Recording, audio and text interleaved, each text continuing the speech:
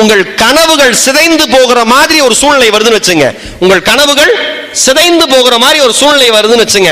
வாழ்க்கை முடிஞ்சிருச்சுன்னு அர்த்தம் கிடையாது. ஒன்றினுடைய முடிவுதான் மற்றொன்றினுடைய துவக்கம். ஒரே ஒரு உதாரணம் சொல்லவா? விமானம் ஓடுபாதையில ஓடி முடிச்சதுக்கு அப்புறம் தான் மேல பறக்கும். கரெக்டா? விமானம் ஓடுபாதையில ஓடி முடிச்சதுக்கு அப்புறம் தான் மேல பறக்கும். அதனுடைய முடிவுதான் பறப்பதனுடைய தொடக்கம் என்று தயவு செஞ்சு எல்லாருமே மனசுல வச்சுங்க. நீங்கள் போன முறை தோற்றிருக்கிறீர்கள் என்றால் இந்த முறை வெற்றி பெற்று பறப்பதற்கான ஆயத்தம் என்று அர்த்தம் என்பதை மட்டும் யாரும் மறந்துவிடக் கூடாது. ஒன்றினுடைய முடிவுதான் மற்றொன்றினுடைய துவக்கம். உடைஞ்சு விழுகிற கிளை, உடைந்து விழுகிற கிளை, அதன் மேல் ஒரு பறவை அமர்கிறது. நல்லா யோசிச்சு பாருங்க. ஆடிக்கொண்டிருக்கிற கிளையில் அமர்கிற பறவை கிளையை நம்பி ஒருபோதும் அமர்வது கிடையாது. தன் சிறகை நம்பி மட்டும்தான் அமர்கிறது.